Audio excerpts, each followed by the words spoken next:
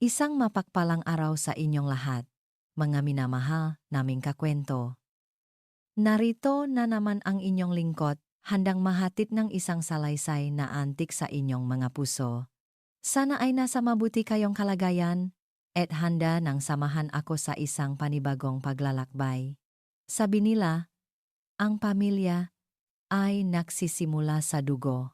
Pero paano kung ang tunay na pamilya ay nabubuo hindi sa dugo, kundi sa mga luhang pinagsaluhan, sa mga sakripisyong walang hinihintay na kapalit, at sa pag-ibig na kayang magilom kahit ang pinakamalalim na sugat.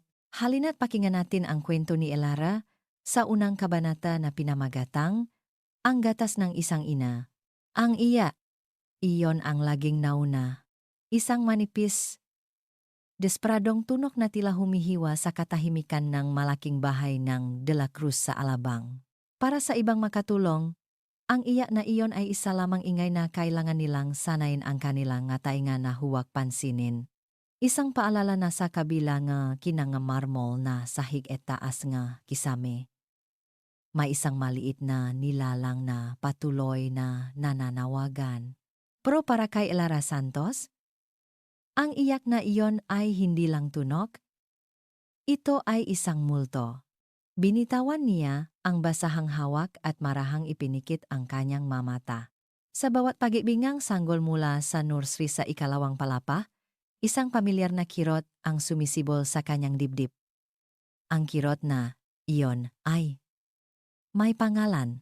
Isang pangalan na matagal na niyang hindi binibikas, ngunit araw-araw na bumibisita sa kanyang panaginip. Hayaan mo lang yan. Mapapagod din yan. Sabi ni Marisa, ang yaya ng bata, na dumaan sa kanyang likuran. Hindi man lang nito sinulyapan ang direksyon ng nursery. Diretso, ito sa kusina, marahil para kumuhang merienda. Hindi sumagot si Elara. Ano nga ba ang karapatan niyang sumagot? Isa lamang siyang bagong kasambahay sa mansyon, naroon para maglinis, hindi para magbigay ng opinyon. Ngunit ang kanyang pa ay tila may sariling isip. Dahan-dahan siyang umakyat ng hagdan, sinusundan ang tunok na tumutusok sa kanyang puso. Nakatayo sa labas ng pinto ng nursery, sumilip siya sa maliit na sivang. Doon, salok mo isang magarang kuna na mas mahal pa siguro sa buong laman ng tinitirhan niya dati, naroon si Angelo de la Cruz. Isang maliit na anghel na may payat na mga braso at binti, namumutla ang balat at walang tigil sa pag-iya, walang sinuman sa tabi niya. Ang kumot ay nahulog sa sahi. Ang boteng gatas ay nasa isang sulok, malamig na at hindi nagalaw, automatikong napahawak si Elara sa kanyang dibdib. Isang reflex na hindi niya mapigilan. Pakiramdam niya ay may gatas pa ring naninigas doon. Isang paalalang ang buhay na dapat sana'y inaarugan niya ngayon. Pumasok siya sa loob. Ang bawat hakbang ay mabigat. Binuhat niya ang sanggol. Napakainit nito. Diyos ko! Bulong niya sa sarili. Nilalagnat ang bata. Hinaplos niya ang nonito at ang init na iyon ay tila pumaso sa kanyang palat. Agad niyang dinala si Angelo sa banyo ng kwarto at kumuha ng maligamgam na tubig at bimpo. Dahan-dahan niyang pinunasan ang maliit na katawan nito. Humina ang iyak ng sanggol. Tumingala ito sa kanya. Ang matay na mamaga at puno ng luha. Sa isang saglit, hindi si Angelo ang nakita ni Elara. Nakita niya ang kanyang sariling anak, ang ngiti, ang mata, ang pag-asa na ninakaw sa kanyang tadhana. Kasabay ngang pagtulong ng luha mula sa kanyang mga mata ang pagtulurin ng kaunting gatas mula sa kanyang dibdib, bumabaka sa luma niyang uniforme, isang paalala ng kanyang pagiging ina, isang paalala ng kanyang kabiguan. Bumali ang iyak ni Angelo. Mas malakas ngayon. Tila nagugutom.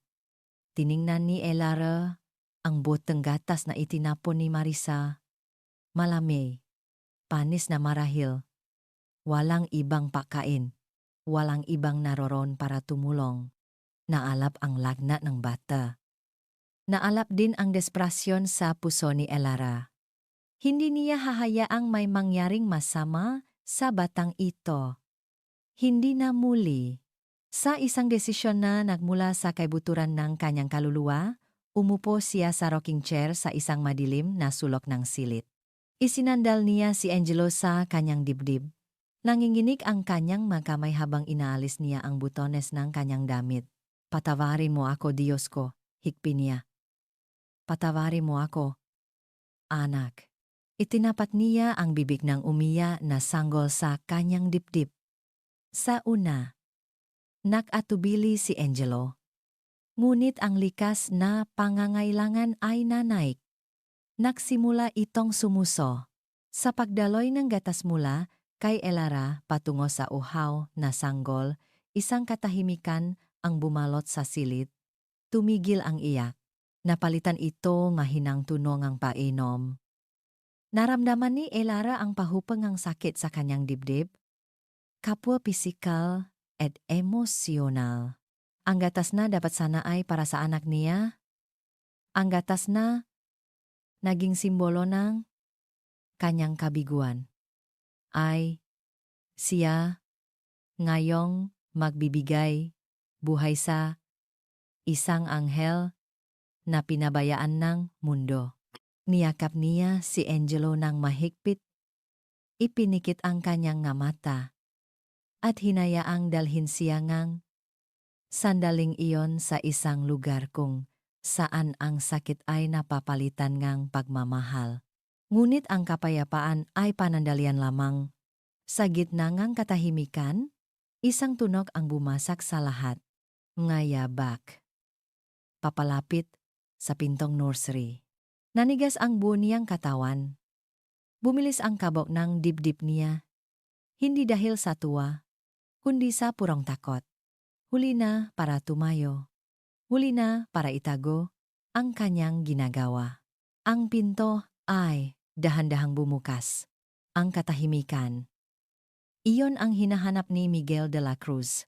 Katahimikan mula sa mga tawag sa telepono. Katahimikan mula sa mga walang katapusang meeting. At higit sa lahat, katahimikan mula sa mga alalang pilit sumisiksik sa kanyang isipan sa tuwing siya'y mag-isa.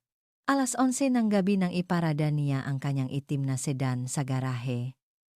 Ang bigat ng buwang, araw ay tila nakapasan sa kanyang mga balikat. Hinubat niya ang kanyang coat, niluwagan ang kanyang necktie, at pumasok sa sarili niyang bahay na parang isang estranghero. Ang bahay ay tahimik. Ngunit hindi ito ang katahimikang hinahanap niya. Ito ay isang katahimikang malamig, malungkot, at punong multong isang masayang kahapon. Automatikong napadako ang tingin niya sa malaking larawan na nakasabit sa pader ngang sala, si Isabela, ang kanyang yumaong asawa. Nakangiti ito? Ang nga matay na niningning isang ngiti na dati, kayang-kayang pawiin ang lahat ng kanyang pagod. Ngayon, ang ngiti na iyon ay isa na lamang sundang na tumatarak sa kanyang konsensya. Hindi ko sinasadya. Isa, bulong niya sa hangin, isang ritual na gabi-gabi niyang ginagawa. Nagsimula siyang maglakat patungo sa kanyang silid sa ikalawang palapak ng isang bagay ang pumukaw sa kanyang pansin. Ang pintong nursery. Karaniwan, sa mga oras na ito, maririnig niya ang mahinang pag-iyak ng bata, isang tunog na pilit niyang binabalewala. Pero ngayon, wala. Isang di may paliwanag na kaba ang gumapang sa kanyang dibdib. Dahan-dahan, siyang lumapit sa pinto, itinulak ito ng marahan. Ang nakita niya ay nagpatigil sa kanya. Dun, sa rocking chair, Sa ilalim ng malamlam na ilaw mula sa bintana, nakaupo ang bago nilang katulong. Si Elara. Kalong nito ang kanyang anak. Ang bata ay mahimbing na natutulog sa dibdib nito, isang imahe ng perpektong kapayapaan na hindi pa niya kailanman nakita. Isang iritasyon ang unang naramdaman ni Miguel. Sino siya para basta na lang pumasok sa kwarto nga anak niya at binuhat ito na parang sa kanya? Ngunit may isa pang emosyon na sumunod pagtataka. Sa loob ng ilang buwan, ngayon lang niya nakitang ganito katulog ng mahimbing si Angelo. Walang iyak, walang hikbi. Nagulat si Elara nang makita siya. Mabilis itong tumayo, ang mukha ay puno ng pagkataranta. Dahan-dahan nitong ibinalik si Angelo sa kuna, inaayos ang kumot na parang isang kriminal na nahuli sa akto. Sir Miguel, nanginginig ang boses nito. Pasensya na po. Narinig ko. Po. Kasing umiyak si Angelo. Nilalagnat. Po. Siya kaya. Hindi siya sumagot. Lumapit siya sa kuna at tinignan ang kanyang anak. Totoo nga, mahimbing ang tulok nito. Sa unang pagkakataon, napansin niya ang mahahabang pilikmata nito, ang maliit na ilong, kamukhang kamukha ni Isabella. Muling kumirot ang kanyang puso. Itinuon niya ang kanyang atensyon kay Elara. Angga matay malamig at mapanuri. Nasaan si Marisa? Nasa kusina po yata. Sir, sagot ni Elara. Hindi makatingin ng diretso sa kanya. Tumango lang si Miguel. Huwag mo nang ulitin ito. Trabaho ni Marisa ang pag-alaga sa bata. Trabaho mo ang paglilinis. Malinaw ba? Opo, sir. Pasensya na po ulit. Mabilis na lumabas na kwarto si Elara. Tila tumatakas. Naiwan si Miguel sa katahimikan kasama ang natutulog na sanggol. Sa isang saglit, isang pambihirang pagnanais ang kanyang naramdaman. Ang pagnanais na buhatin ito, na maramdaman ang bigat nito sa kanyang mga bisik, pero hindi niya kaya. Ang batang ito ang buhay na katibayan ng kanyang pagkawala. Ang huling bungangang pagmamahalan nila ni Isabella. Ang bawat paghinga nito ay isang paalala na wala na si Isabella. At ang pagtingin sa bata ay pagtingin sa salamin ng kanyang sariling pagkukulang. Iniwan niya ang silid at dumiretso sa kanyang study. Binuksan niya ang kanyang laptop. Trabaho. Iyon ang kanyang takbuhan. Dun, siya si Miguel de la Cruz, ang matagumpay na CEO. Hindi si Miguel de la Cruz, ang biyudong hindi kayang harapin ang sariling anak. Kinabukasan. Habang nag-almusal, napansin niyang kakaiba ang himig sa bahay. Si Angelo ay gising. Ngunit hindi umiyak. Nasa sala ito, karga-karga ni Elara habang napupunas ito nga mamuebles. Ang bata ay tahimik na nakatingin sa muhang katulong. Lumabas si Marisa mula sa kusina. Dala ang isang tasa ngang kape para kay Miguel. Ngumiti ito ng matamis. Good morning po, Sir Miguel. Ngunit nang mapadako ang tingin nito kay Elara at Angelo, ang ngiti ay panandaliang naglaho. Napalitan ng isang matalas na sulyap. Mukhang maganda ang gisingang alaga ko ah. Sabi ni Marisa. Ang boses ay may pahiwating ng pagdududa. Lumapit ito kay Elara. Ang himbing ng tulog niya kagabi. Patuloy ni Marisa. Sapat na malakas para marinig ni Miguel. Ano bang pinainom mo dito? Elara. Etnak milagro yata. Ayaw nga niyan sa gatas ko, pero sayo ang amo-amo. Nakita ni Miguel ang pamumutla ng mukha ni Elara. Ang babay ay mabilis na umiwas ng tingin. Ibinaling ang atensyon sa bata. Isang butil ngang hinala ang itinanim ng tanong ni Marisa sa isipan ni Miguel. May kakaiba nga. Isang bagay na hindi niya maintindihan. Tinitigan niya si Elara. Ang babaeng may malungkot na mga mata, na ngayon ay tila may itinatagong sekreto sa likod ng maito.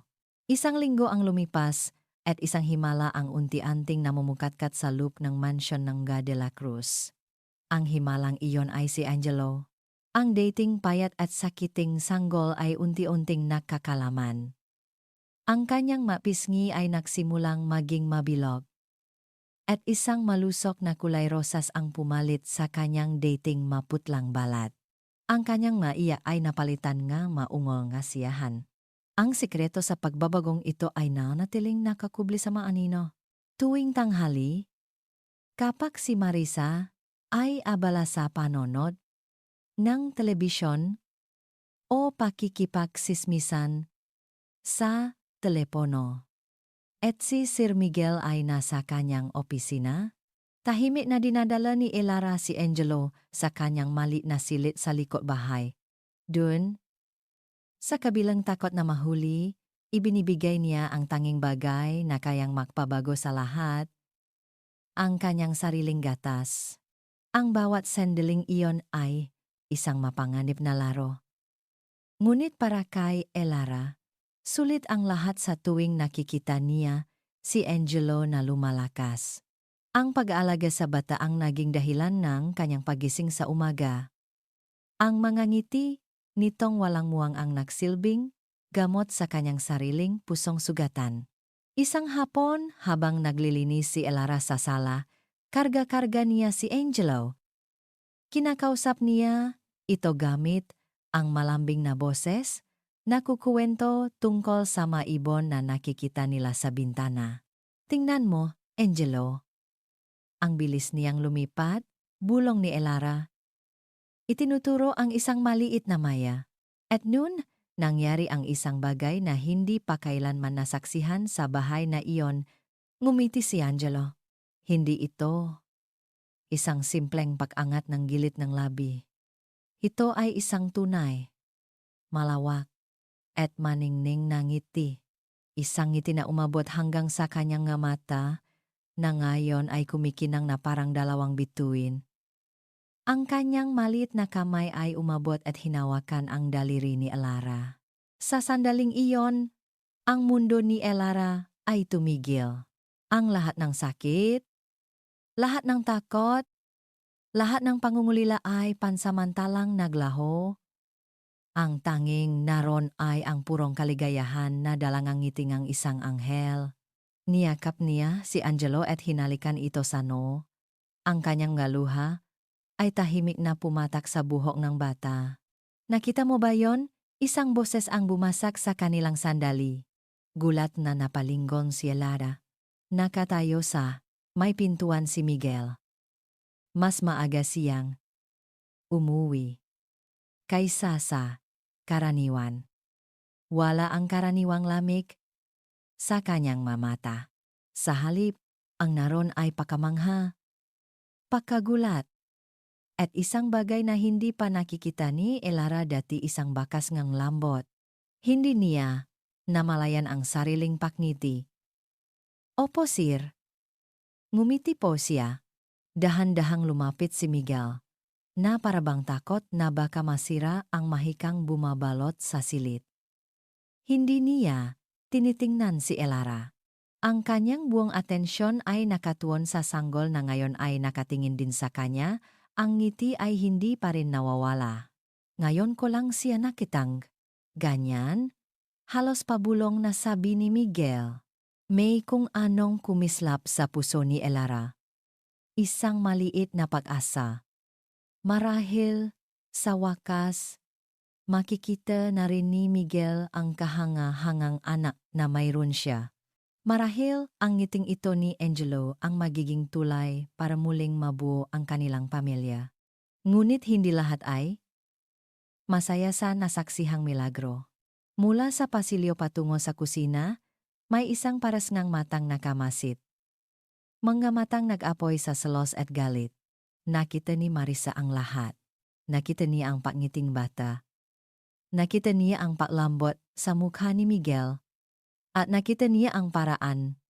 Nang pagtingin ni Miguel kay Elara, isang tingin na hindi na lamang para sa isang simpleng katulong. Napclench ang kanyang makamao, ang makuko ay bumaon sa kanyang palat. Ilang buwan niyang tiniis ang pag-alaga sa batang iyon. Siya, dapat ang nasa posisyon ni Elara. Siya, dapat ang nakakakuhang papuri. Siya, dapat ang tinitingnan ni Miguel ng ganon. Ngumiti siya ng mapait. Ang babaeng ito, ang Elara na ito, ay isang balakid, isang malaking hadlang sa kanyang nga plano. At ang mga hadlang ay kailangang alisin. Dahan-dahan siyang tumalikod. Isang masamang plano ang nabubuo na sa kanyang isipan. Hindi na siya maaring maghintay pa. Kailangan na niyang sirain si Elara. Kailangan na niyang sirain ito sa paraang hindi na ito kailanman makakabangon pa. Kinagabihan, pagkatapos niyang siguraduhin na tulok na si Angelo at abala si Elara sa pag-ayos ng kusina, kumatok si Marisa sa pinto ng study ni Miguel. Pinunasan niya ang kanyang mata para makmukhang kakagaling lang sa pag-iyak. Binuksan ni Miguel ang pinto. Marisa? May problema ba? Huminga siya ng malalim. Ang boses ay nanginginig at puno ng pag-alala. Sir Miguel, pasensya na po sa abala. May gusto lang po sana akong sabihin. Isang bagay na matagal ko nang kinikimkim dahil natatakot po ako. Pero hindi na po kaya ng konsensya ko. Tumaas ang kilay ni Miguel. Ang atensyon niya ay ganap nang nakuha. Tungkol po ito kay Elara, sabi ni Marisa. Ang kanyang nga mata ay nagbabadyang lumuha.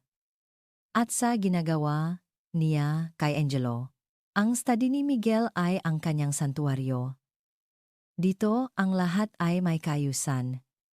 Ang malibro ay nakahanay ng perpekto. Ang mapapeles ay nakasalansan ayon sa importansya. Ang mundo sa labas ng nga dingding na ito ay maaring magulo, ngunit sa loop, siya ang may kontrol.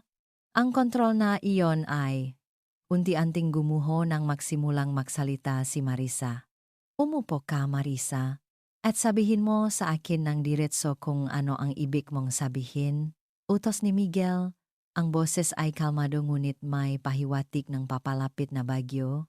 Umupo si Marisa sa silyang nasa tapat ng kanyang mesa, yumuko na parang isang martir.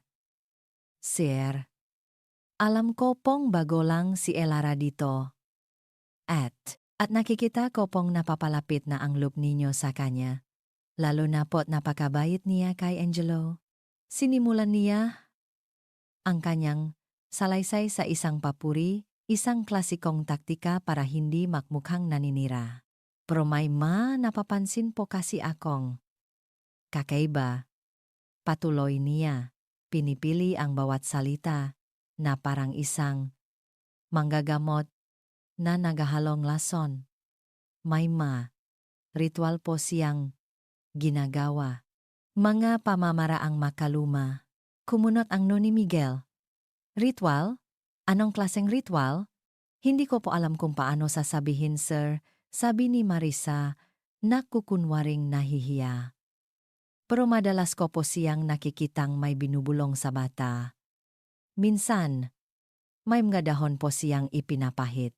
At ang pinaka-nakakabahala po, may mga pakakataong ipinapainom niya kay Angelo ang isang bagay na galing sa isang maliit na botleya, hindi po gatas. Ang bawat salita ni Marisa ay isang pata ngang asido sa isipan ni Miguel. Naalala niya ang biglang pagaling ni Angelo. Ang biglang pagiging malapit nito kay Elara. Ang ngiti, ang lahat na iyon, na nung unay nagbigay sa kanyang pag-asa, ay bigla na lang nabahiran ng isang madilim na kulay. Bakit ngayon mo lang ito sinasabi sa akin? Tanong ni Miguel. Ang boses ay matigas na. Natakot po ako, sir. Sagot ni Marisa. Isang buti ng luha ang pumata mula sa kanyang mata. Ayoko pong isipin ninyo na naninira ako. Pero kanina po nung nakita ko kung paano kayo napangiti dahil sa bata, natakot po ako para sa inyo. Para pong may gayuma. Isang bagay para makuha niya ang loop ninyo sa pamamagitan ng bata. Gayuma. Ang salitang iyon ay tumama sa pinakasensitibong bahagi ng pagkatao ni Miguel. Ang kanyang pride at ang kanyang takot sa sasabihin ng ibang tao, isa siyang de la Cruz, isang respetadong negosyante.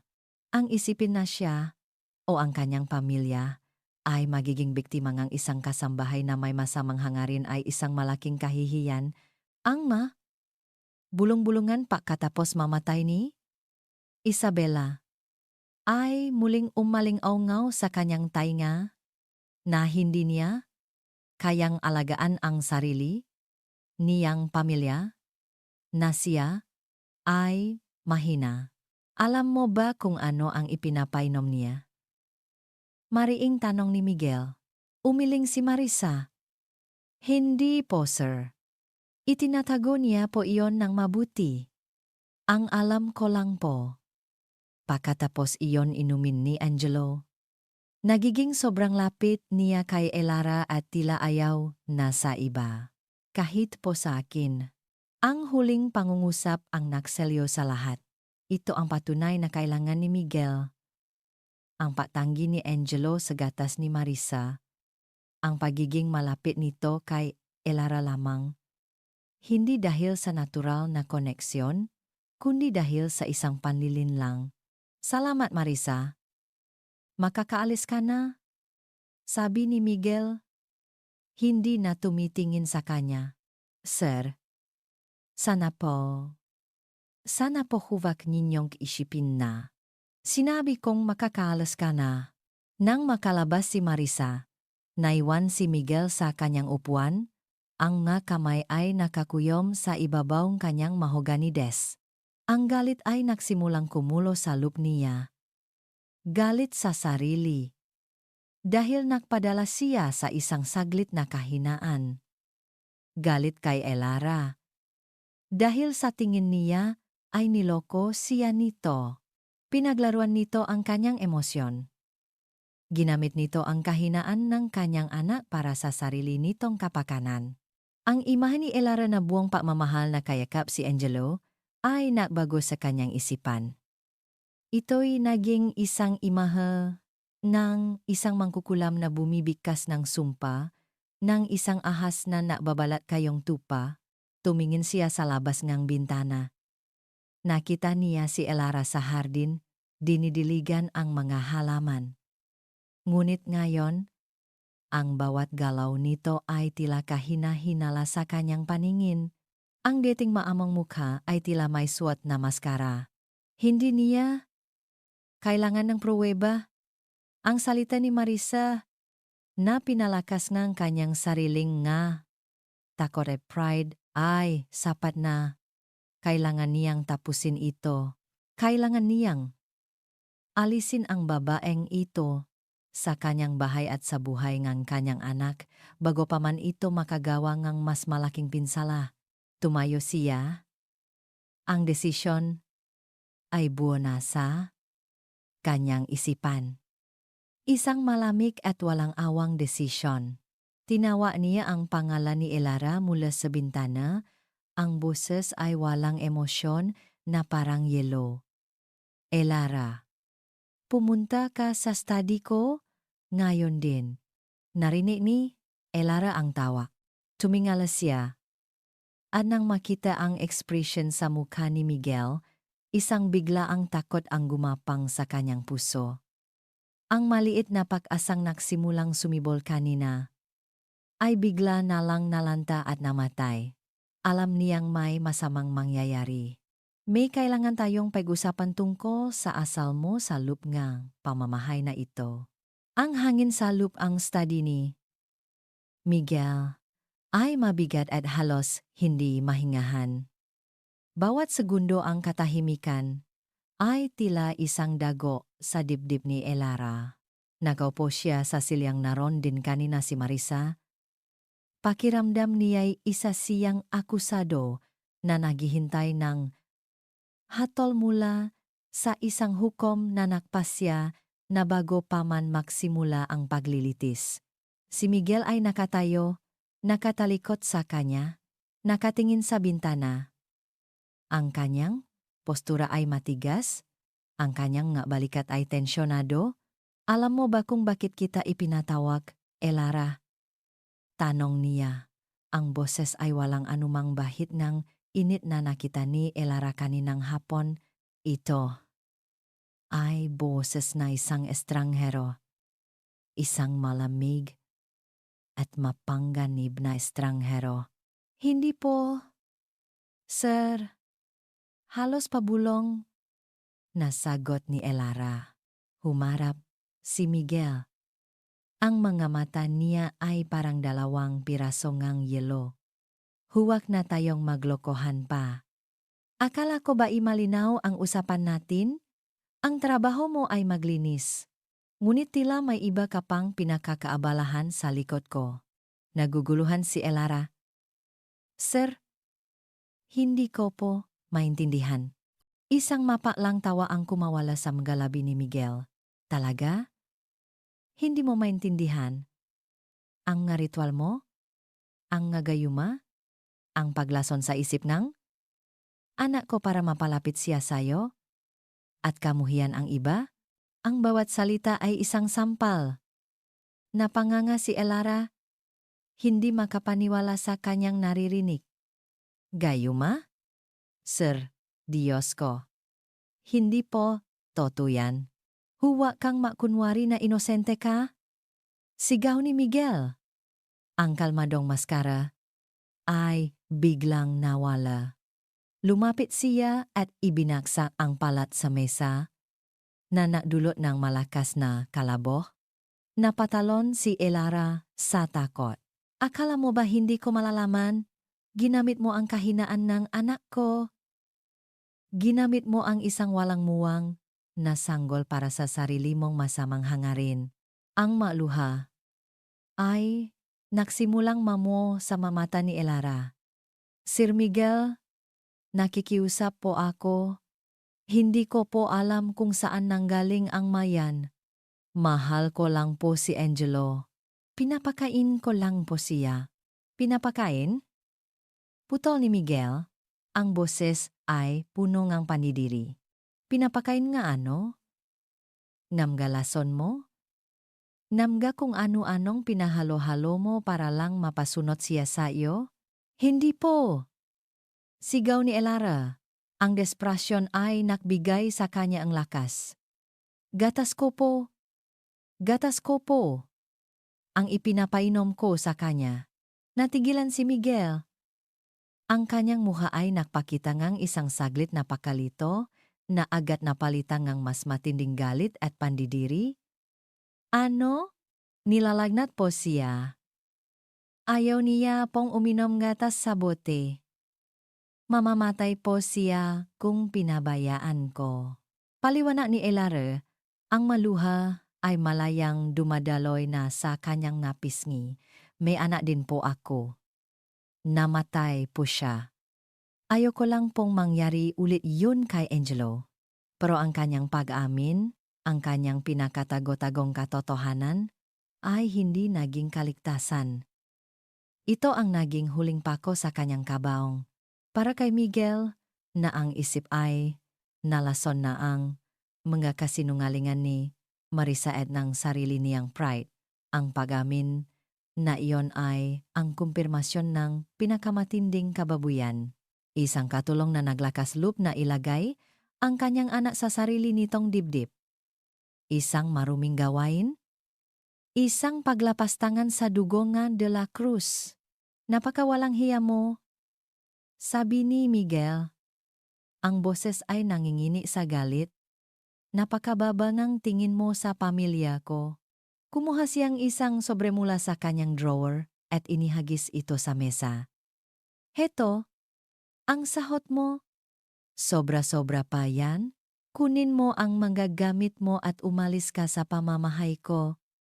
Ngayon din, Sir, parang awa niyo na po. Pagmamakaawa ni Elara, sinubukang abutin ang kanyang kamay. Huwag mo akong hahawakan. Sigaw ni Miguel. Umiwas na parang may sakit itong nakakahawa. Umalis ka. Nabago pa kita ipakalatkat sa mga guwardiya. Nawasa ang mundo ni Elara. Ang sakit ng pagpaparatang ay mas matindi pa sa sakit ng pangungulila. Dahan-dahan siyang tumayo, ang nga binti ay nanginginig. Bawat hakbang palabas ang study ay isang pasakit. Sa labas, nakita niya si Marisa na naabang, isang maliit at naktatagumpay na ngiti ang nakapinta sa mga labi nito. Iyon ang huling nakita ni Elara bago siya tumakbo patungo sa kanyang silid. Mabilis niyang inilagay ang ilang damit niya sa isang lumang bag. Ang tanging bagay na maingat niyang kinuha ay isang maliit at kupas na litrato ang nag-isang larawan ng kanyang yumaong anak.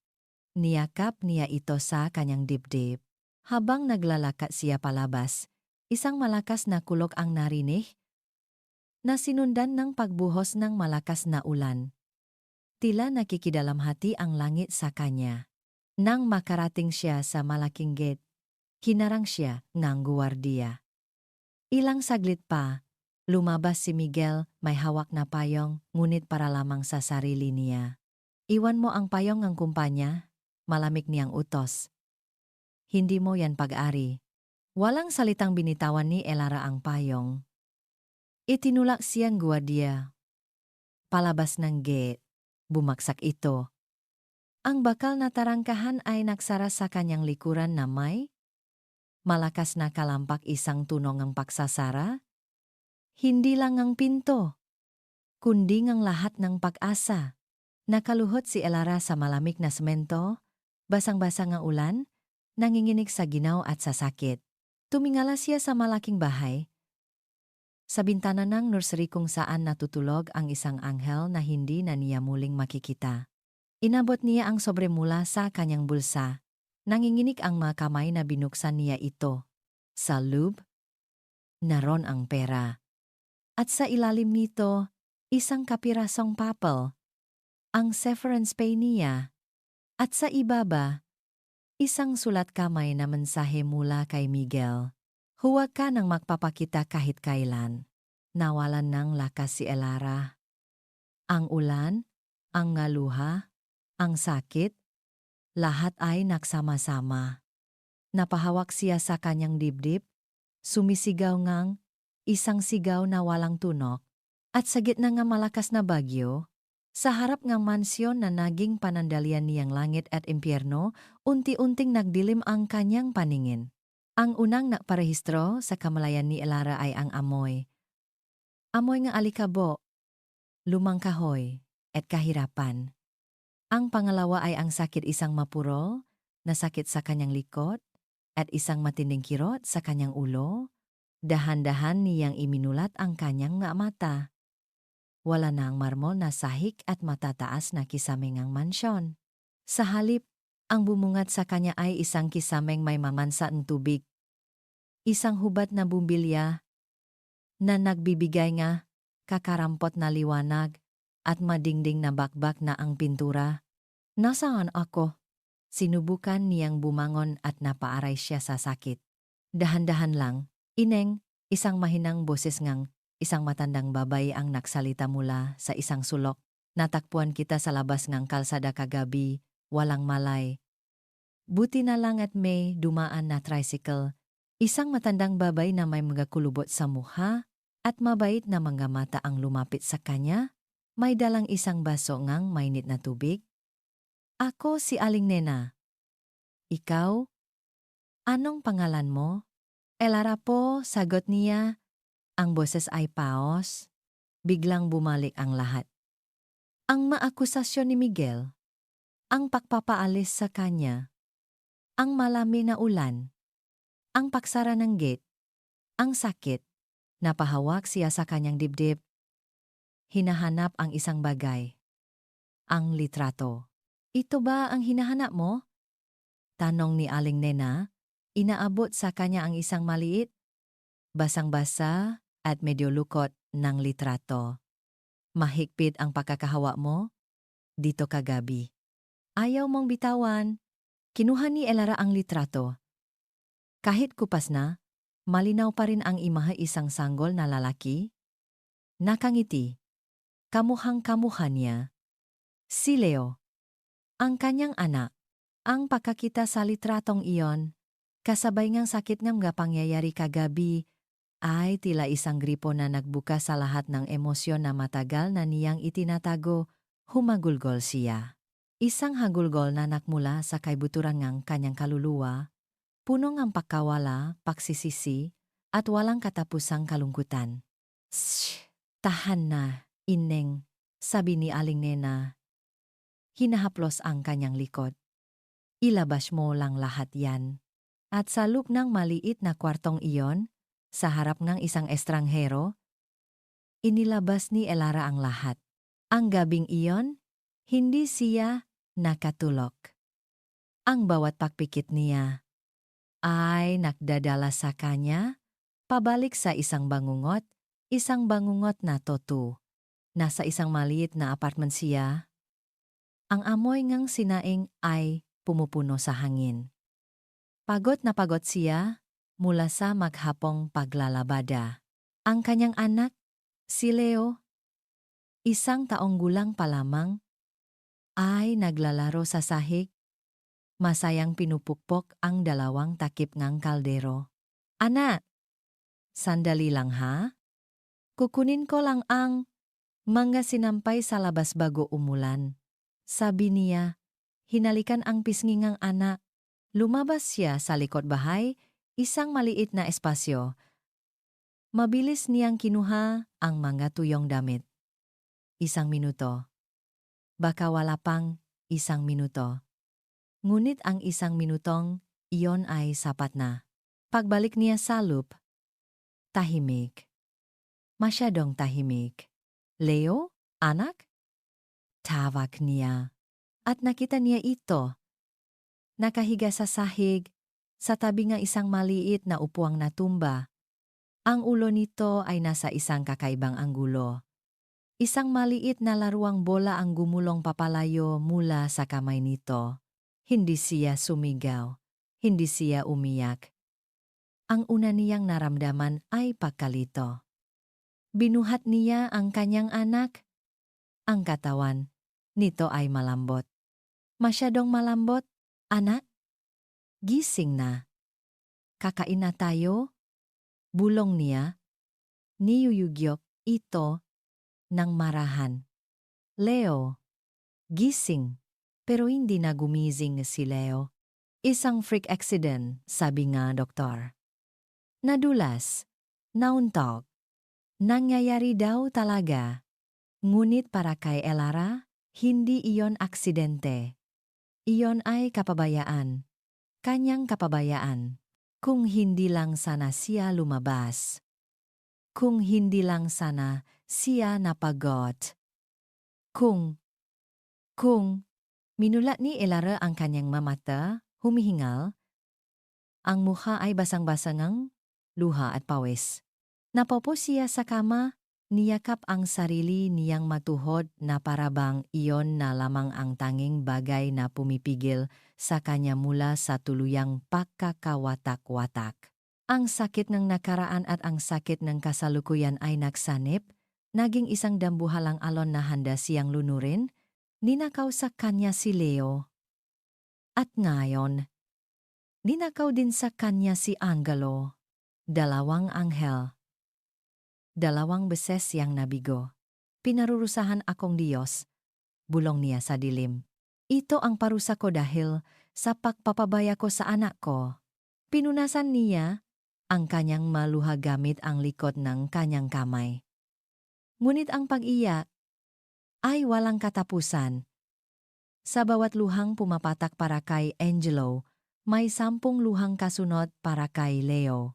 Naramdaman niya ang pamilyar na paninikip ngang kanyang dibdib, ang gatas na tila nahahanap ngang sanggol na hindi na kailanman darating. Tumingin siya sa labas ng maliit na bintana. Ang madaling araw ay papalapit na, nagpipintang ang kulay abo sa kalangitan. Isang bagong araw. Ngunit para kay Elara, ang bawat bagong araw ay isa lamang panibagong pagkakataon para harapin ang kanyang makasalanan. Ayaf na niya. Pagod na siya. Kinuha niya ang sobrang ibinigay ni Miguel, ang prang katumbas ng kanyang dangal. Kinuha niya ang litrato ni Leo. Inilagay niya ang dalawang bagay na ito sa kanyang bulsa. Dahan-dahan siyang tumayo, ang bawat galaw ay nangangailangan ng napakalaking lakas ng loob. Kumuha siyang kapirasong papel at isang balpen mula sa maliit na mesa ni Aling Nena. Aling Nena, salamat po sa tulong ninyo. Aalis na po ako. Huwag po kayong mag-alala sa akin. Ito pong natitirang pera ay para po sa inyo, bayad sa abala. Patawad po. Elara. Iniwan niya ang sulat sa ibabaw ng unan. Tahimik siyang lumabas ng kwarto. Tahimik na lumabas ng bahay. Ang lamig ng umaga ay gumising sa kanyang balat, ngunit wala na siyang maramdaman. Manhid na siya. Naglakad siya ng walang patutunguhan. Ang tanging alam niya ay kailangan niyang lumayo. Lumayo sa Alabang. Lumayo sa Maynila. Lumayo sa lahat ng alaalang sumasakal sa kanya. Sumakay siya sa unang bus na kanyang nakita. Hindi niya tiniknan ang karatula. Hindi niya alam kung saan ito papunta. Ang mahalaga lang ay papalayo ito. Habang umaandar ang bus, isinandal niya ang kanyang ulo sa bintana. Ang magusali at mga tao ay mabilis na nagdaraan, nagiging mga malabong imahe na lamang. Ipinikit niya ang kanyang mga mata, at sa dilim ng kanyang isipan, isang desisyon ang kanyang binuo.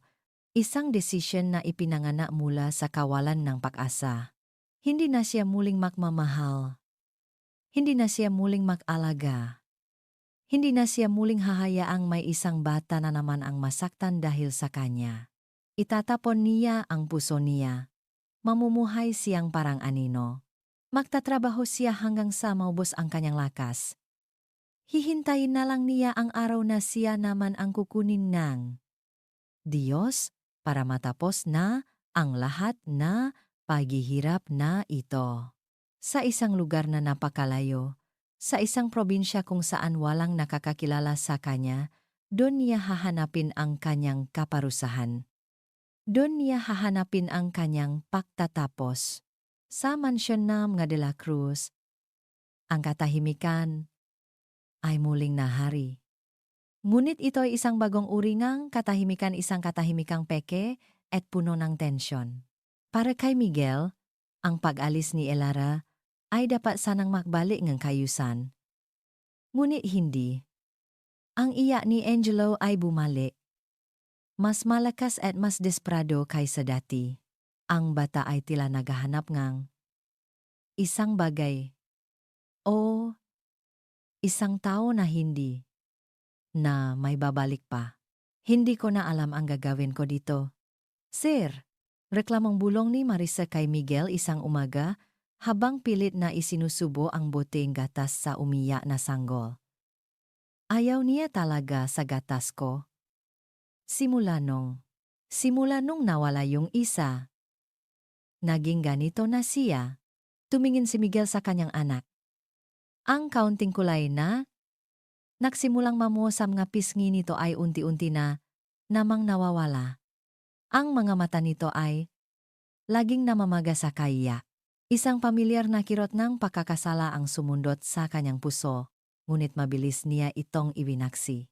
Gawin mo ang trabaho mo, Marisa, sabi niya nang walang emosyon. Ikaw ang yaya. Hanapan mo ngang paraan. Pag-alis ni Miguel patungo sa opisina, naiwan si Marisa kasama ang hindi matahimik na sanggol. Ang kanyang pasensya na kanina'y ipinapakita niya lang kay Miguel ay tuluyan ng naubos.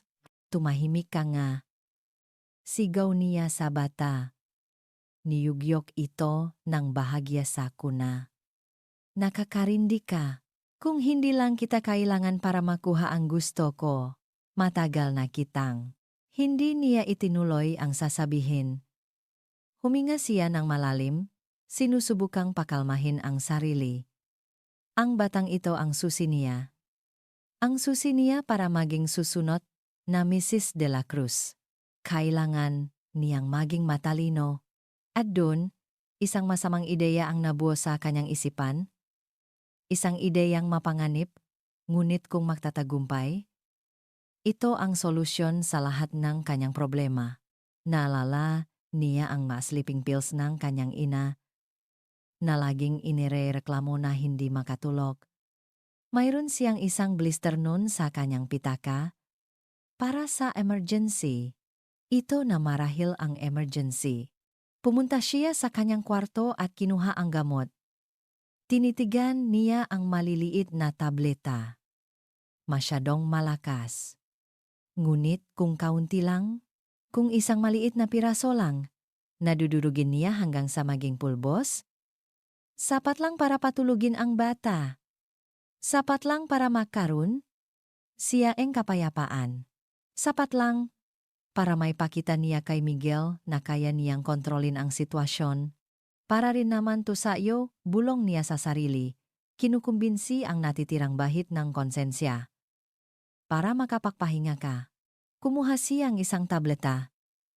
Gamit ang likot ng isang kutsara, dinurok niya ang isang maliit na bahagi nito hanggang sa maging pino itong pulbos. Maingat niyang isinama ang pulbos sa boteng gatas ni Angelo. Inalok ito ng mabuti hanggang sa tuluyan itong matunaw. Bumalik siya sa nursery. Si Angelo ay umiyak pa rin.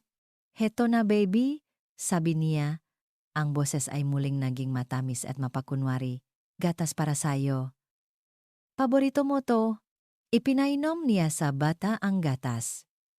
Sa una, tumanggi si Angelo. Ngunit dahil sa gutom, nagsimula rin itong sumuso. Pinanot ni Marisa ang bawat lago ngang sanggol. Ang puso niya ay kinakabahan ngunit puno rin ng masamang kagalakan. Hindi nagtagal. Pagkatapos maubos ang bote, ang iyak ni Angelo ay humina. Ang kanyang mga mata ay unti-unting pumingkit. Ang kanyang pahinga ay bumagal. At sa wakas, nakatulog ito.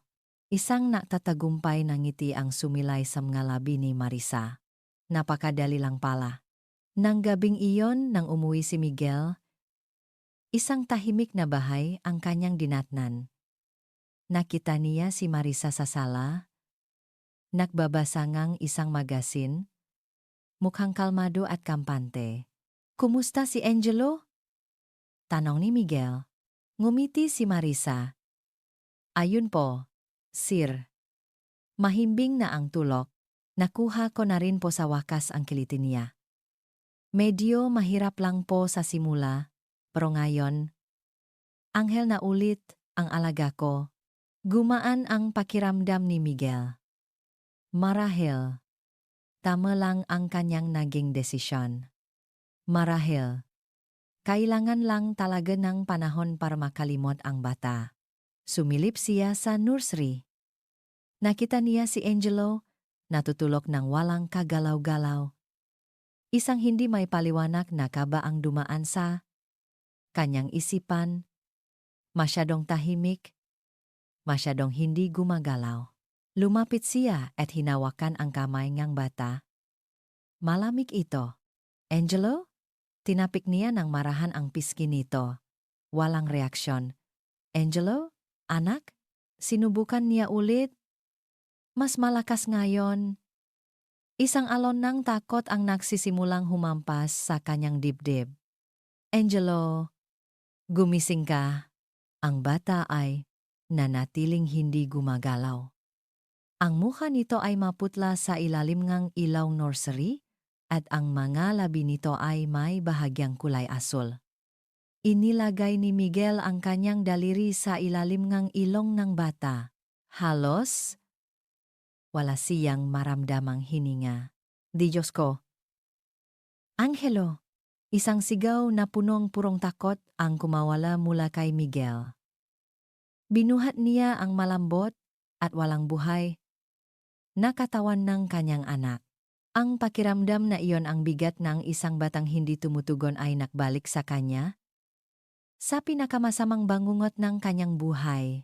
Marisa! Sigonia!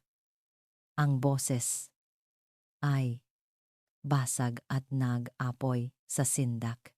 Tumatakbong pumasok si Marisa sa silid. Ang mukha ay nagpapanggap na nag-alala. Sir, anong nangyayari? Tumawa kang ambulansya. Bilis! Utos ni Miguel. Habang sinusubukang i-revive ang kanyang anak.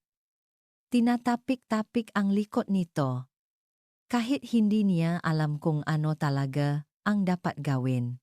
Ang kanyang isip ay blanko. Ang tanging naroon ay ang imahe ng kanyang anak na nawawala sa kanyang mabisik. Nagunwaring natataranta si Marisa, kinuha ang telepono.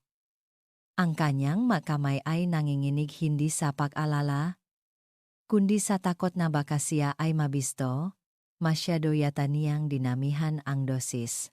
Ang nasumunod na minuto ay isang malabo at nakakabinging pakasirang lahat. Ang tunong sirena na papalapit, ang paramedik na mabilis na pumasok sa bahay, ang salitang hindi niya maintindihan, oxygen saturation low, bradycardia, unresponsive. Nakita ni Miguel, ang kanyang anak na isinakay sa stretcher. May nakakabit na oxygen mask sa maliit nitong mukha. Isang imahe na hinding-hindi na mabubura sa kanyang isipan. Sumakay siya sa ambulansya, hindi binibitawan ang kamay ni Angelo. Ang lami ng kamay ng bata ay tila gumagapang pataas sa kanyang braso. Diretso sa kanyang puso. Nagyelo sa lahat ng nasa loop nito. Ang lahat ng kanyang pride. Lahat ng kanyang galit. Lahat ng kanyang pagwawalang bahala, lahat ay natunaw at napalitan ng isang emosyon lamang. Takot. Isang dalisay at nakakaparalisang takot.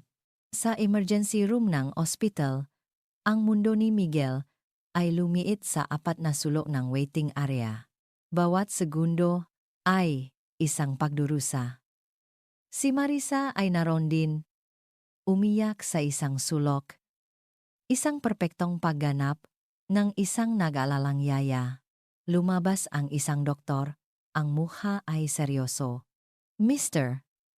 De la Cruz? Tumayo si Miguel, ang mga binti ay tila jelly. Doc, ang anak ko.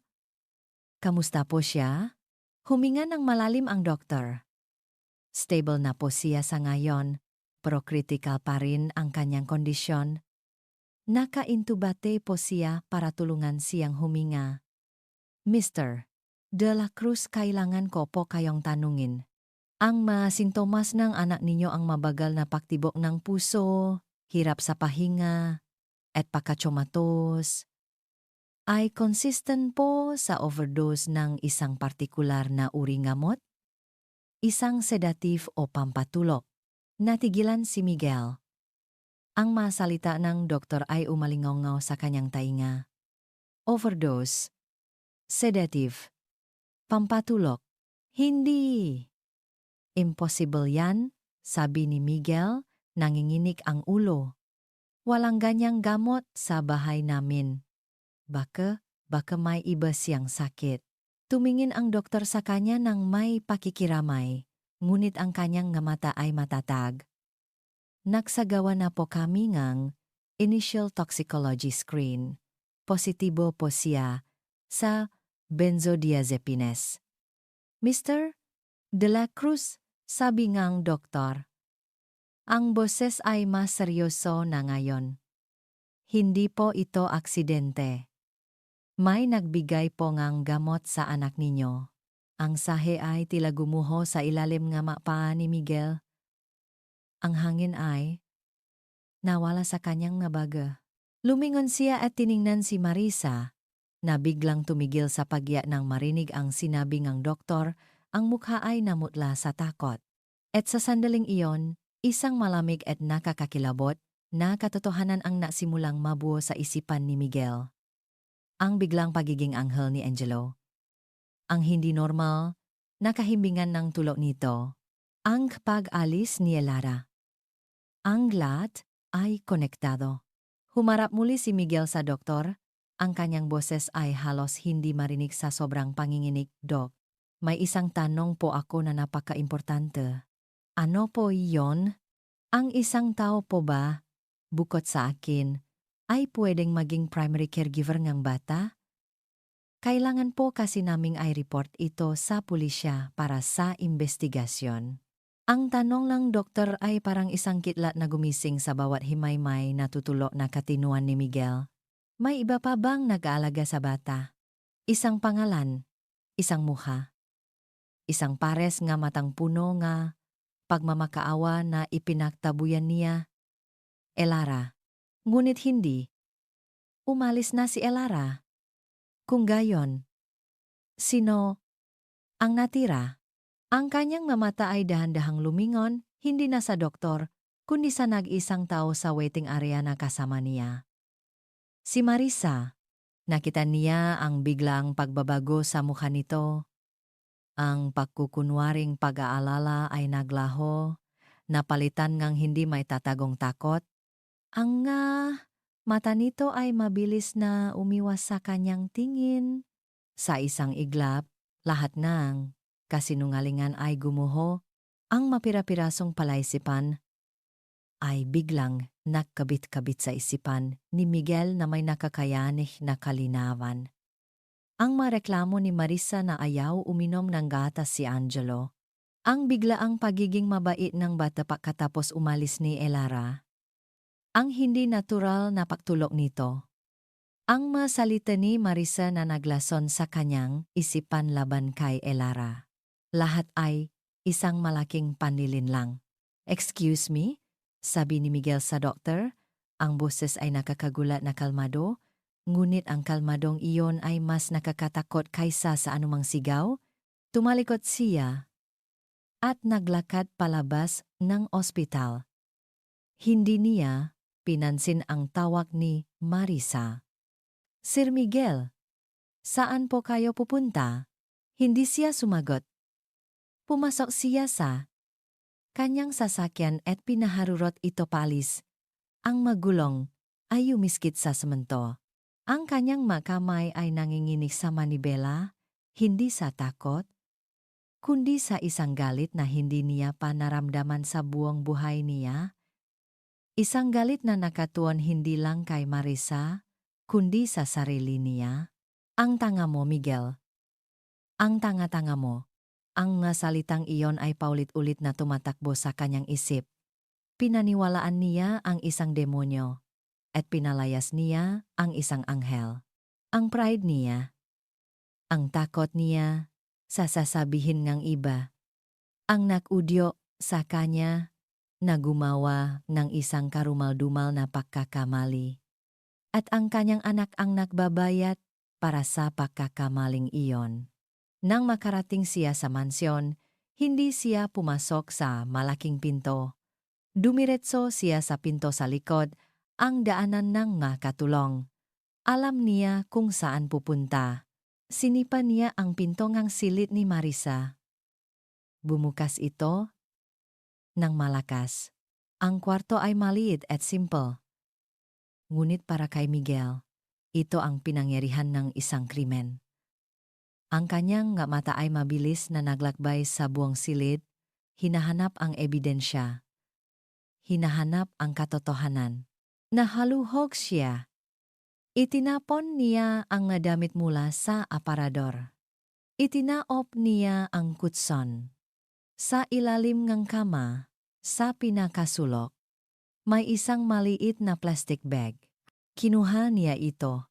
Nanginginig ang kamay na binuksan niya ang laman. Sa loop, naroon ang isang halos ubos ng blister, pack ng sleeping pills. At sa tabi nito, isang maliit na platito at ang likot ng isang kutsara na may mabakas pang ang puting pulbos. Ang ebidensya. Ang sandata. Napaluhod si Miguel sa sahig, hawak-hawak ang magamot na iyon na parang mga nagbabagang uling. Ang katotohanan ay hindi na isang hinala. Ito ay isang pisikal na bagay na nasa kanyang kamay, sinusunok ang kanyang kaluluwa.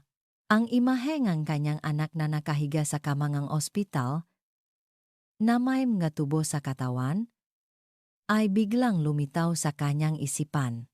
Ang batang iyon ay unting nilalason araw-araw sa ilalim ng sarili niyang pamamahay at wala siyang kamalay-malay. Pinabayaan niya. Muli, may pinabayaan siya. Tulad, nega pagpapabaya niya kay Isabella. Isang sigaw ang kumawala mula sa kanyang lalamunan. Isang sigaw na hindi para sa galit, kundi para sa purong sakit at pagsisisi. Isang sigaw ng isang taong nawasak.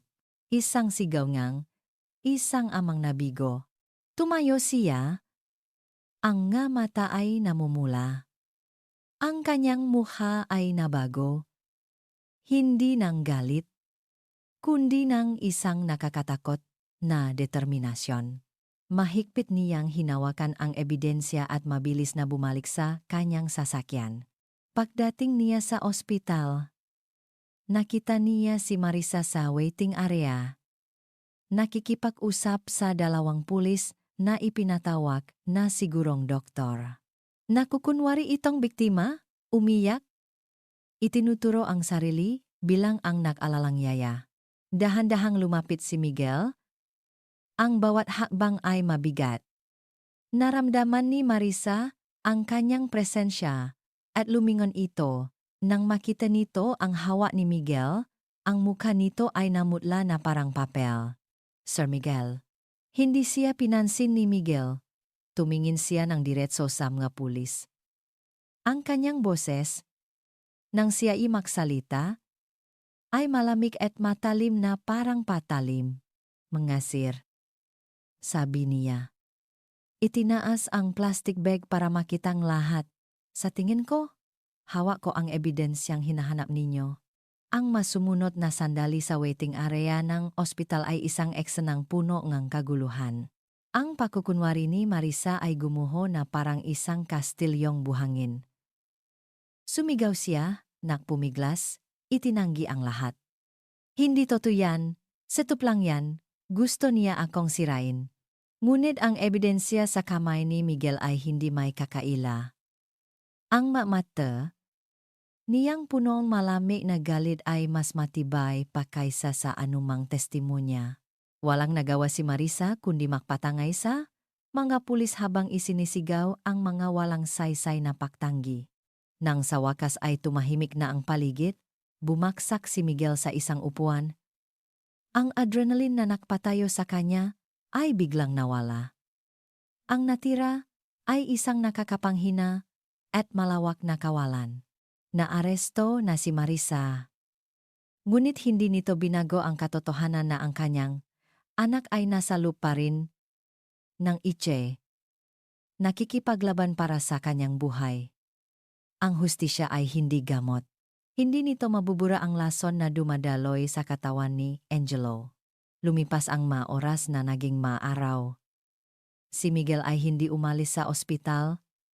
Ang mamahalin niyang suit ay pinalitan ng isang gusot na polo shirt. Ang malinis niyang mukha ay tinubuan na ng ilang araw na balbas. Ang kanyang mamata ay laging nakatitik sa salamin ng Iche, pinagmamasdan ang bawat pagtaas at pagbaba ng dibdib ng kanyang anak na tinutulungan ng isang makina. Mr.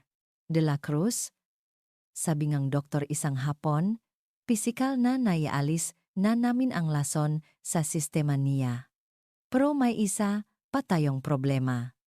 Parang ayaw na niyang lumaban. Wala siyang will to live.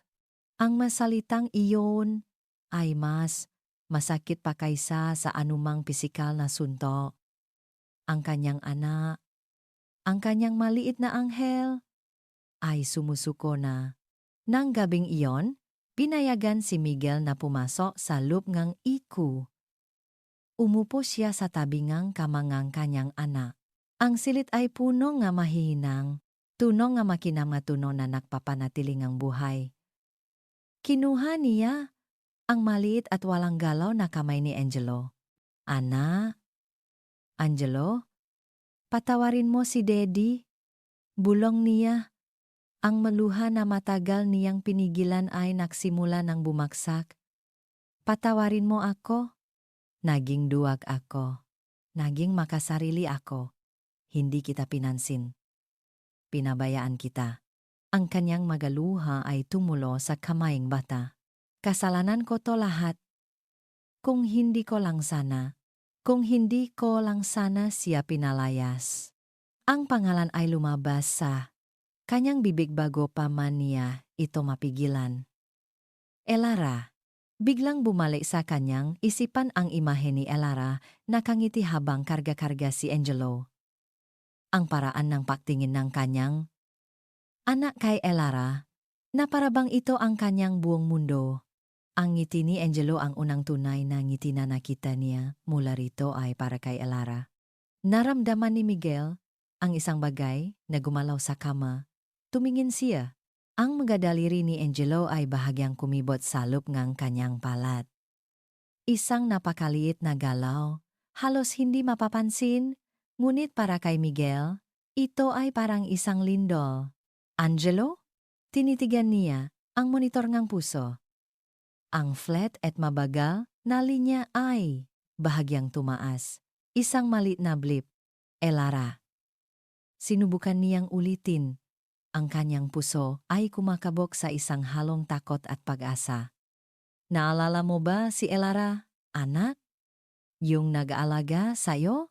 Yung mahal na mahal ka? Muling gumalaw ang daliring bata. Ang blip sa monitor ay naging mas madalas.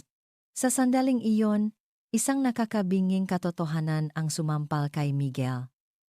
Hindi lang pagkain ang ibinigay ni Elara sa kanyang anak. Hindi lang gatas. Ang ibinigay niya ay pagmamahal. Isang pagmamahal na naging buhay ni Angelo. Isang pagmamahal na siyang hinahanap-hanap nito ngayon. Isang pagmamahal na tanging si Elara lang ang makakapagbigay. Ang pera niya, ang kapangyarihan niya, ang makoneksyon niya lahat ay walang silbi. Ang mamahaling ospital, ang pinakamagagaling na doktor, lahat ay walang kwenta kung ang pasyente mismo ay ayaw ng mabuhay. Ang tanging lunas sa sakit, ang kanyang anak ay hindi matatakpuan sa loob ng ospital na ito. Ang lunas ay ang babaeng tinapon niya sa gitna ng ulan. Ang babaeng sinaktan niya, hinusgahan, at ipinaktabuyan na parang basura.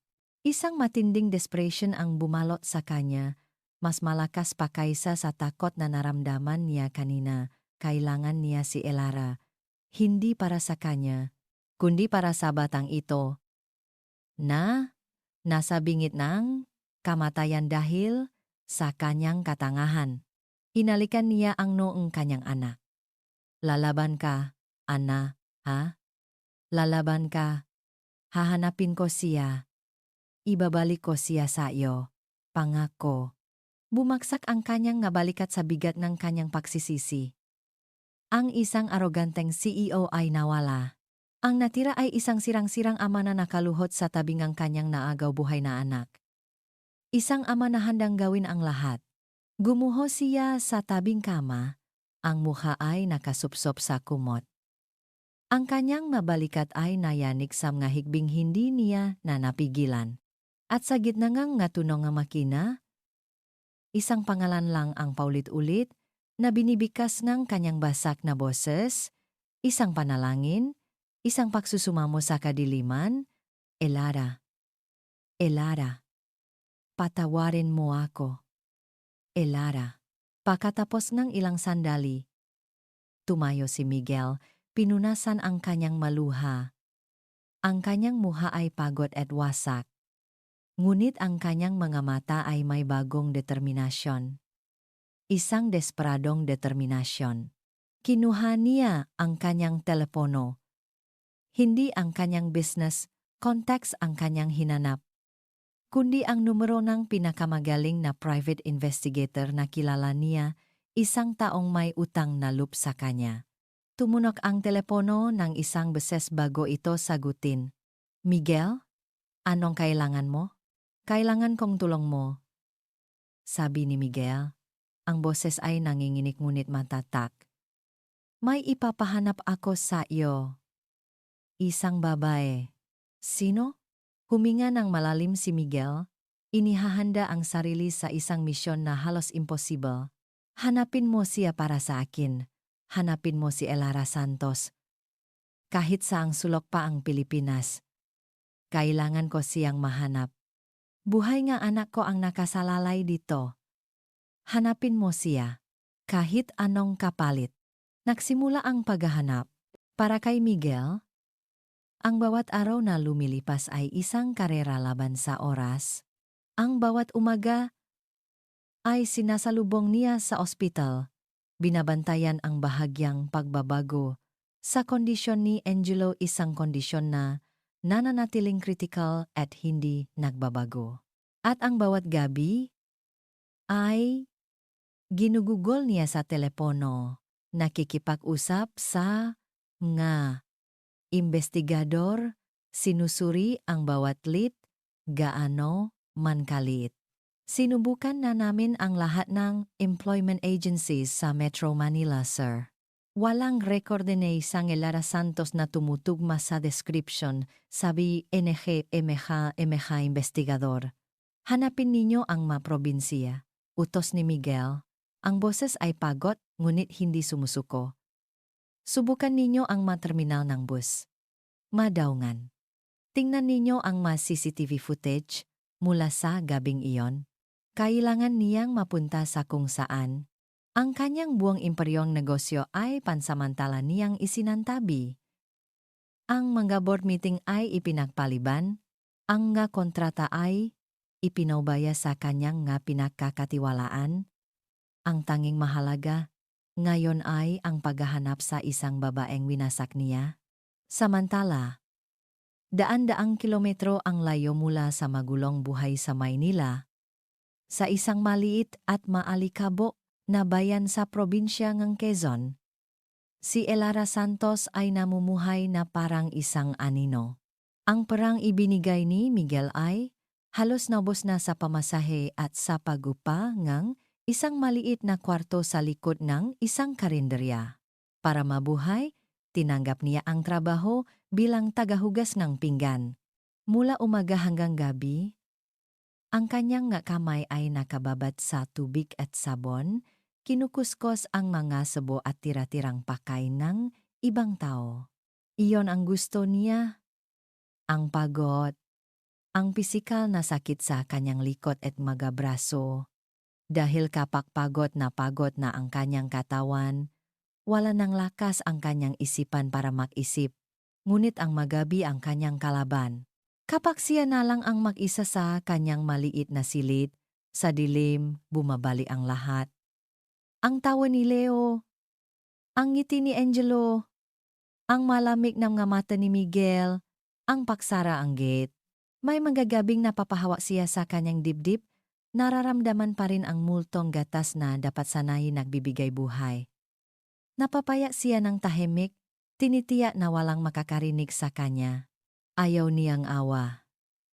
Ayaw niyang tanong. Gusto lang niyang maglaho.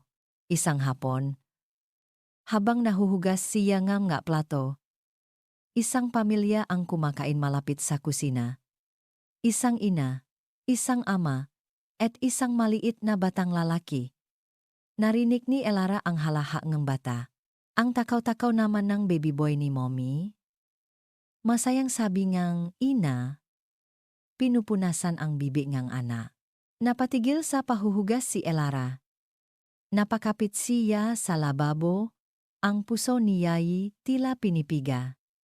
Mabilis siyang tumalikot, ayaw niyang makita. Ayaw niyang maalala.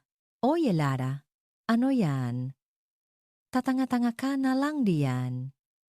Bilisan mo? Nakpapatong na ang mahugasin. Sigaw nga? May-ari nga? Karinderiya. Pasensya na po. Sagot niya at muling ibinalik ang atensyon sa walang katapusang bundok ng maruruming plato. Sa Maynila, isang tawag ang natanggap ni Miguel. Sir, mayroon kaming lead? Sabi ngang investigador, isang driver ngang bus ang nakalala sa isang babaeng umiyak. Tumutugma sa description. Ibinalita niya sa amin na bumaba ito sa Lucena Grand Terminal. Napatalon ang puso ni Miguel. Sa wakas, isang lead. Puntahan ninyo. Ipakita ninyo ang litrato niya sa lahat ng terminal doon. Sa mga karinderiya, sa mga tindahan. Magtanong kayo. Doblehin ninyo ang bayad sa sinumang makakapagbigay ngang impormasyon. Makalipas ang 2 araw, isa pang tawag ang dumating. Sir, positibo. May nakakita sa kanya. Nagtatrabaho siya bilang tagahugas ng plato sa isang maliit na kainan sa bayan ng Sariaya. Hindi na naaksaya ng oras si Miguel. Iniwan niya ang pagbabantay kay Angelo sa isang pinagkakatiwalaang private nurse. Sumakay siya sa kanyang sasakyan at nagmaneho na parang hinahabol ngang demonyo. Habang nasa daan, hindi niya alam kung ano ang kanyang sasabihin. Paano ka hihingi ng tawad sa isang taong winasak mo ang pagkatao? Paano mo sasabihin na? Kailangan kita dahil mamamatay? Ang anak ko kung wala ka, napakasarili. Napakakapal ang mukha, pero wala siyang pakialam. Luluhod siya kung kinakailangan. Magmamakaawa siya. Gagawin niya ang lahat. Nang makarating siya sa Sariaya, itinuro sa kanyang investigador ang lokasyon, isang maliit, maingay, at masikip na karinderya. Ang itsura nito ay malayong-malayo sa kinang ng kanyang mansyon. Bumaba siya nga sasakyan. Ang kanyang mamahaling sapatos ay tumapa sa maalikabok na lupa. Dahan-dahan siyang lumapit. Mula sa labas, sa isang siwang sa dingding ng kusina, nakita niya ito. Nakita niya si Yelara. Nakatali ko dito. Nakayuko sa isang malaking lababo. Ang dating malusok nitong pangangatawan ay nangayayat. Ang buhok nito ay magulo. Ang magabraso nito ay payat. Ngunit alam niya. Siya iyon. Naramdaman niya ang isang matinding kirot sa kanyang dibdib. Ito ang ginawa niya. Ito ang resultang kanyang kalupitan. Sakto namang may tumawag sa pangalan nito mula sa loob. Yelara, kuhanin mo yung mga pinagbalatan ng gulay sa labas. Itapon mo na. Lumingon si Yelara. At sa paglingon nito, nahagip ngang kanyang nga mata ang isang pamilyar na anino. Isang anino na hindi niya inaasahang makikita pa kahit kailan. Nabitawan niya ang hawak niyang sandok. Tumama ito sa sementadong sahi na may malakas na kalansing. Ang kanyang mamata ay nanlaki sa gulat at takot. Si Miguel de la Cruz ay nakatayo roon. Ilang metro lang ang layo mula sa kanya. Ang oras ay tila huminto sa maliit na eskinita sa likod ng karinderya. Ang ingay nga mga sasakyan sa malapit na kalsada at ang sigawan mula sa loob ng kusina ay naglaho. Ang tanging naroon ay ang 2 tao. Nakatayo sa makabilang dulong ng isang tulay na gawa sa sakit at pagsisisi. Nakatingin sa isa't isa. Para kay Yelara, ang pagkakita kay Miguel ay parang pagkakita sa isang multo. Ang multo, ang kanyang kahihiyan, ang kanyang sakit, ang kanyang pagkabigo, Ang unang bumalong sa kanyang puso ay hindi galit, kundi takot. Isang matinding takot. Anong ginagawa niya dito? Nahanap niya ako. Susunuhan na naman ba niya ako? Sasaktan? Mabilis siyang tumalikod. Akmang tatakbo pabalik sa loob. Elara, sandali. Ang boses ni Miguel ay hindi na katulad ng dati. Wala na ang lami, wala na ang pagmamataas. Ang naroon ay isang bagay na hindi pa naririnig ni Elara mula sa kanya despression. Hindi siya lumingon. Nagpatuloy siya sa paglalakad. Ayaw na niyang marinig. Ayaw na niyang makita. Elara, parang awa mo na. Ang masalitang parang awa mo na mula sa isang Miguel de la Cruz ay sapat na para patigilin siya. Dahan-dahan siyang lumingon. Ang kanyang mukha ay isang maskarang ang kawalan ng emosyon. Isang depensang binuo niya sa loob ng maraming linggo. Nakita niya ang itsura ni Miguel. Ang mamahalin nitong damit ay gusot. Ang mukha nito ay pagod. May mamaitim na bilo sa ilalim ng mga mata. Ang dating matikas na tindi ay tila nabawasan. Hindi ito ang amo na nakpalayas sa kanya. Ito ay isang taong wasak. Anong kailangan ninyo, sir? Tanong ni Elara. Ang boses ay walang buhay. Lumapit si Miguel, bawat hakbang ay maingat, na para bang lumalakad siya sa napakanipis na yelo. Elara, ako'y naparito para. Hindi niya masabi. Ang masalitang patawat ay tila naipit sa kanyang lalamunan. Paano mo sasabihin iyon sa taong sinira mo ang buhay? Sa halip, sinabi niya ang katotohanan. Ang brutal na katotohanan. Si Angelo, nasa ospital siya, napatanga si Elara. Ang maskara sa kanyang mukha ay nabitak. Ano? Anong nangyari sa kanya? Huminga ng malalim si Miguel at ikinuwento niya ang lahat. Ang tungkol sa masamang plano ni Marisa. Ang tungkol sa mapampatulo na inihahalo sa gatas. Ang tungkol sa pagka-overdose ng bata. Ang tungkol sa pagka-aresto kay Marisa. Ang tungkol sa kondisyon ni Angelo na ayaw ng lumaban.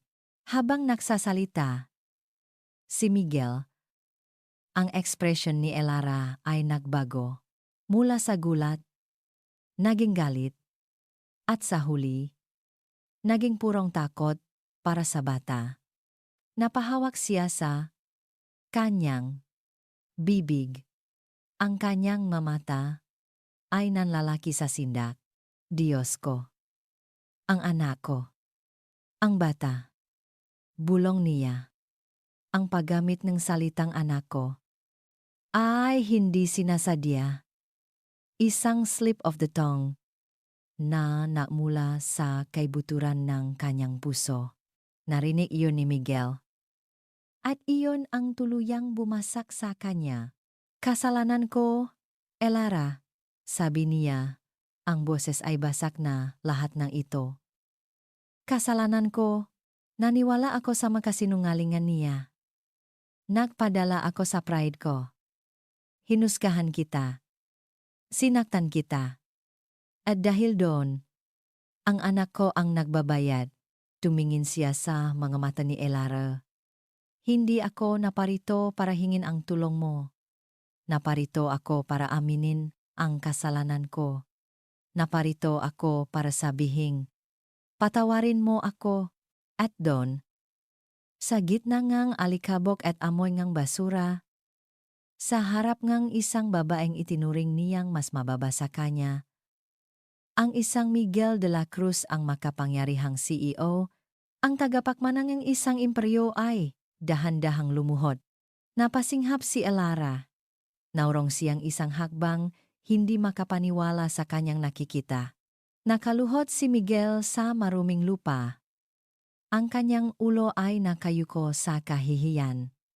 Patawarin mo ako, Elara, sa lahat ng sakit na idinulot ko sa'yo, patawarin mo ako. Hindi ko hinihiling na bumalik ka. Hindi ko hinihiling na gawin mo ang kahit ano. Ang gusto ko lang malaman mo na nagsisisi ako. At kung mayroon mang huling hihilingin ang isang makasalanang tulad ko, parang awa mo na, iligtas mo ang anak ko. Ang maluha ay malayang dumaloy mula sa mamata ni Miguel. Hindi na niya ito pinigilan. Nakatayo lang si Elara, nanginginig. Ang kanyang puso ay nag-away. Isang bahagi nito ay sumisigaw sa galit, gustong saktan si Miguel tulad ng pananakit nito sa kanya. Gustong sabihin na, mabuti nga sayo, manigas ka diyan, ngunit may isa pang bahagi. Isang mas malakas na bahagi. Ang bahagi na isang ina. Ang bahaging narinig ang pangalan ni Angelo. Ang bahaging naramdaman ang takot para sa isang inosenteng bata, ang pagmamahal niya. Para kay Angelo ay mas malakas kaysa sa galit niya. Para kay Miguel, tumingin siya sa nakaluhod na lalaki, at pagkatapos ay tumingala siya sa langit, ang maluha ay nagsimula na ring mamuo sa kanyang mamata. Ano bang klaseng pagsubok ito, Panginoon? Huminga siya ng malalim, isang desisyon ang nabuo sa kanyang puso. Lumapit siya kay Miguel. Hindi niya ito inalalayan para tumayo. Sa halip, nagsalita siya. Ang kanyang boses ay nanginginig ngunit may determinasyon. Dalhin mo ako sa kanya. Ang biyahe? Pabalik ng Maynila ay isang biyaheng nababalot ng isang mabigat at puno ng kahulugang katahimikan. Magkatabi sila sa loob ng sasakyan. Si Miguel ang nakmamaneho, si Elara ay nasa pampasaherong upuan. Walang nagsasalita. Ang tanging maririnig ay ang tunog ng makina at ang mabilis na kabog ng kani-kanilang madibdib. Si Elara ay nakatingin lang sa labas ng bintana. Pinagmamasdan ang matanawing daraan na hindi naman talaga pumapasok sa kanyang isipan.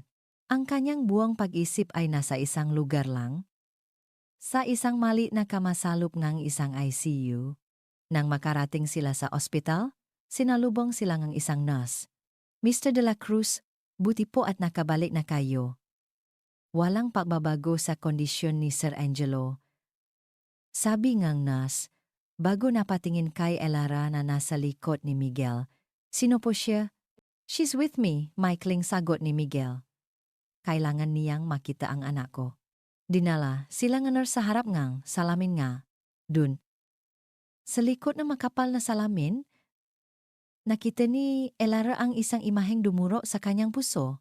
Si Angelo, ang kanyang Angelo, nakahiga, napapalibutan ng tubo at wire. Ang datii mamula-mulang pisngi ay maputla. Ang maliit na dip-dip ay bahagya lang. Gumagalaw sa tulong ng isang makina. Napakalit. Napakahina. Napahawak si Elara sa salamin. Ang kanyang daliri ay nanginginig. Diyos ko. Angelo. Ang maluhang pinigilan niya sa buong biyahe ay tuluyan ng bumaksa. Hindi ito iyak galit o sakit para sa sarili.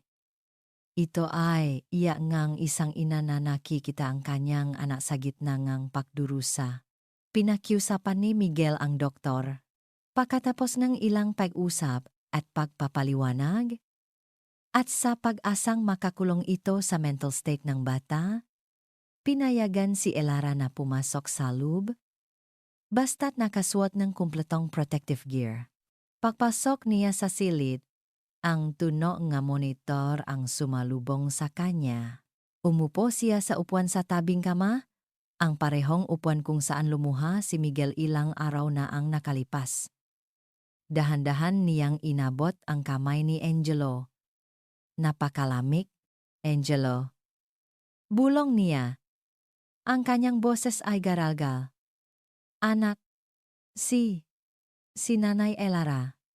To. Ipinikit niya Ang kanyang nga mata at nagsimulang kumanta, isang munting oyayi. Ang parehong oyayi na kinakanta niya, dati para kay Leo. Isang kantang tungkol sa mabituin sa langit at mga anghel na nagbabantay. Tulog na, bunso. Ang mga bituin sa langit ay nag-aabang. Ang kanyang boses ay nanginginig sa simula, ngunit habang nagpapatuloy siya, ito'y naging mas matatag, punong isang pagmamahal na kayang tumawid sa pagitan ng buhay at kamatayan. Si Miguel ay nakatayo sa labas. Pinagmamasdan ang lahat mula sa salamin. Nakita niya ang bawat pakpata ng luha ni Elara. Narinig niya, kahit mahina, ang himig ng kanyang kanta. At nakita niya ang isang bagay na nagpatigil sa kanyang pahinga. Ang linya sa heart monitor ni Angelo, na kanina'y halos pata na, ay nagsimulang mapakita ng mas malakas at mas regular na ritmo. Ang manumero na nasasaad ng kanyang oxygen level ay dahan-dahang tumaas. Isang himala. Isang himala na hindi kayang gawin ng siyensya, ngunit kayang gawin ng pag-ibig. Hindi umalis si Elara sa tabi ni Angelo. Kinantahan niya, ito, kinwentuhan, hinaplos ang buhok nito, at binulungan ng mapangako na hindi na siya muling alis. At sa bawat oras na lumilipas, si Angelo ay patuloy na nagpapakita ng pagbuti. Kinagabihan, habang natutulog si Angelo, sa wakas ng mas payapa, lumabas si Elara para uminom ng tubig. Naabutan niya si Miguel na nakaupo sa sahingang pasilyo. Ang ulo ay nakasandal sa pader, mukhang mas pagod at mas wasak pa kaysa kanina. Salamat, sabi ni Miguel, hindi tumitingin sa kanya. Salamat, Elara. Umupo si Elara sa isang upuan hindi kalayuan sa kanya. Sa loob ng mahabang sandali, tanging katahimikan ang namagitan sa kanila. Bakit? Basak ni Elara sa katahimikan.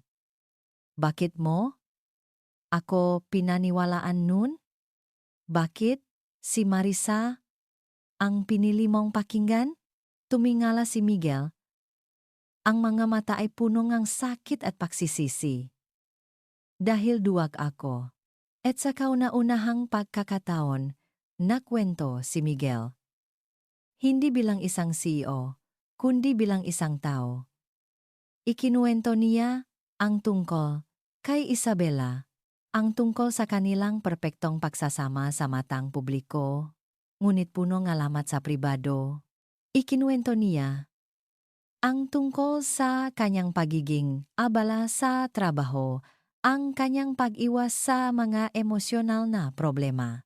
Bago siya na aksidente, sabi ni Miguel, ang boses ay paos. Nagawi kami. Isang malaking pagawi. Sinabi niya na mas mahal ko pa ang kumpanya kaysa sa kanya at sa magiging anak namin. Umalis siyang galit at hindi na bumalik. Napahinga ng malalim si Miguel. Kaya nang makita ko kung paano ka. Napalapit kay Angelo. Kung paano mo siya napapangiti sa paraang hindi ko kaya. Nainggit ako at natakot. Natakot ako na isa na naman akong kabiguan bilang isang ama, tulad ng pagiging kabiguan ko bilang isang asawa. Mas madaling paniwalaan ang kasinungalingan ni Marisa kaysa harapin ang katotohanan na may isang taong mas magaling magmahal sa anak ko kaysa sa akin. Nakinig lang si Elara. At habang nakikinig siya, ang natitirang galit sa kanyang puso ay unti-unting napalitan ng isang bagay na hindi niya inaasahan. Awa. Awa para sa isang lalaking puno rin pala ng sugat? Tulad niya, ako rin, mahinang sabi ni Elara. Tumingin si Miguel sa kanya. Naguguluhan. Ako rin. May kasalanan. At ikinuwento ni Elara ang tungkol sa pagkamatay ni Leo. Ang tungkol sa isang minutong kapabayaan na bumago sa kanyang buhay magpakailanman. Kaya ako ganun na lang kung maalaga kay Angelo. Dahil sa kanya ko ibinubuhos ang lahat ng pagsisisi ko. Sa kanya ko sinusubukang itama ang pagkakamali ko sa anak ko. 2 taong wasak, 2 taong tumatakbo mula sa multo ngang nakaraan.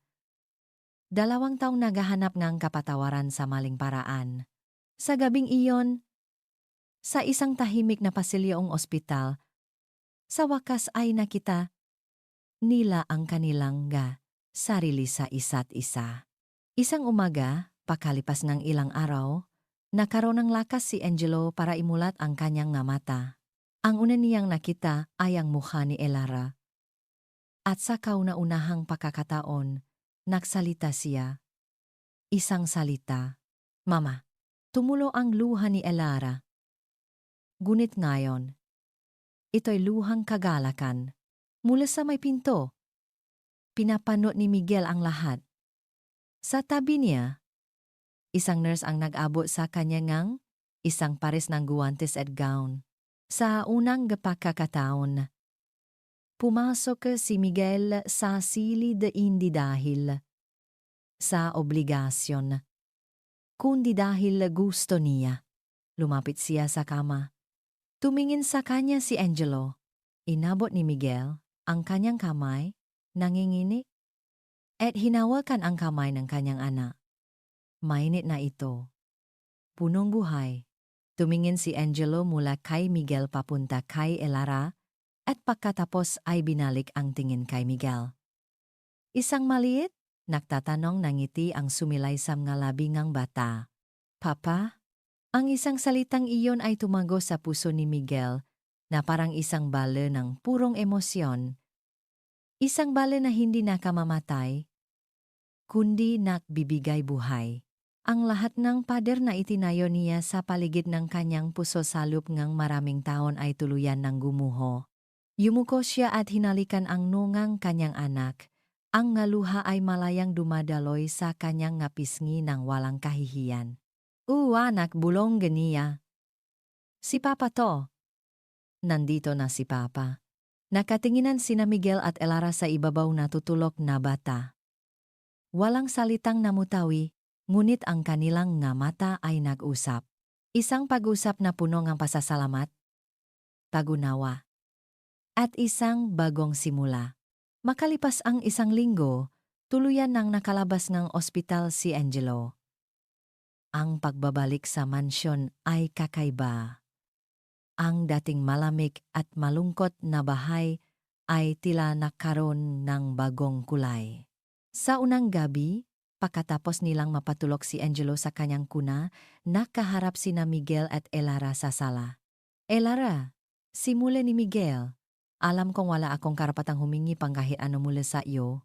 Ang utang na loob ko sa iyo ay hindi mababayaran kahit kailan. Pero, huminga siya ng malalim. Huwag kang umalis. Parang awa mo na. Manatili ka dito, hindi bilang katulong. Manatili ka dito bilang ina ni Angelo. Tumingin si Elara sa kanya. Ang puso niya'y naguguluhan. Miguel. Hindi ganun kadali yun. Alam ko. Mabilis na sagot ni Miguel. Alam kong marami pa tayong kailangang ayusin. Marami pa akong kailangang patunayan. Sa'yo at sa sarili ko. Hayaan mo akong gawin yun. Hayaan mo akong ipakita sa iyo na karapat-dapat ako sa pangalawang pagkakataon, na karapat-dapat kami na maging isang pamilya. Isang saglit na kili ang dumaan sa pagitan nila. Isang bagay na hindi nila inaasahan. Ngunit hindi rin nila may tatanggi. Ang kanilang makamay na parehong nakapatong sa sandalangang sopa ay aksidenteng nagdikit. Isang kuryente ang dumaloy. Mabilis nilang binawi ang kanilang makamay, parehong namumula. Natawa ng bahagya si Elara. Isang tunay na tawa na ngayon lang ulit narinig ni Miguel.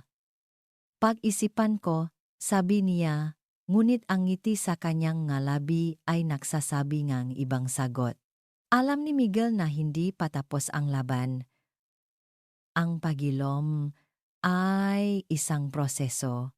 Ngunit sa pagtingin niya kay Elara, na ngayon ay nakangiti sa kanya, at sa pag-isip sa kanyang anak na mahimbing na natutulog sa itaas, alam niyang nasa tamang landas na siya.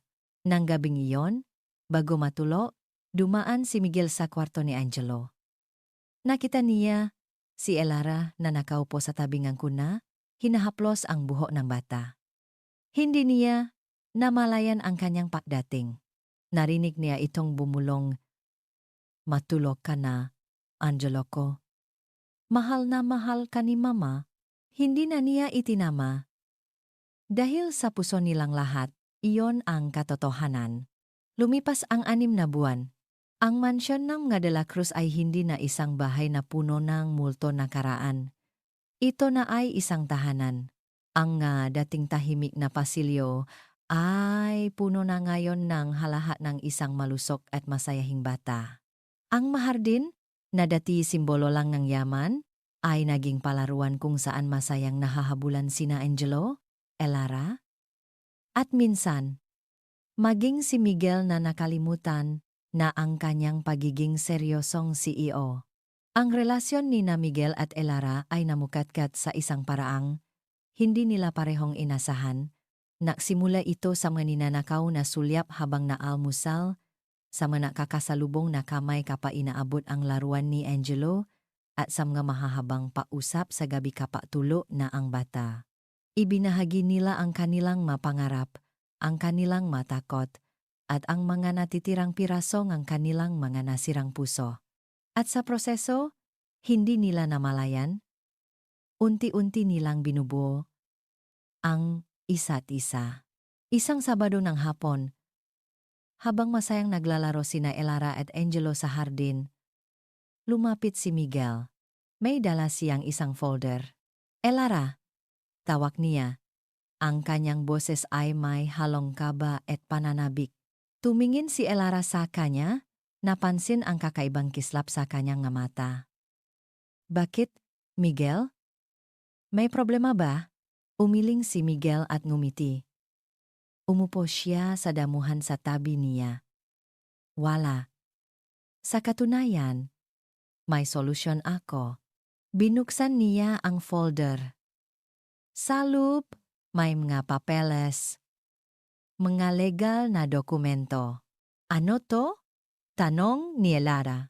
"Mga papeles yan," sabi ni Miguel. "Pinahanda ko sa abogado ko. Ito ang adoption papers ni Angelo." Napatigil si Elara. Tiningnan niya ang nga dokumento. Nakita niya ang pangalan ni Angelo. Nakita niya ang pangalan ni Miguel de la Cruz bilang ama. At sa linya para sa ina, may isang blankong espasyo. "Miguel, hindi ko maintindihan." "Elara," sabi ni Miguel. Kinuha ang kanyang nga kamay.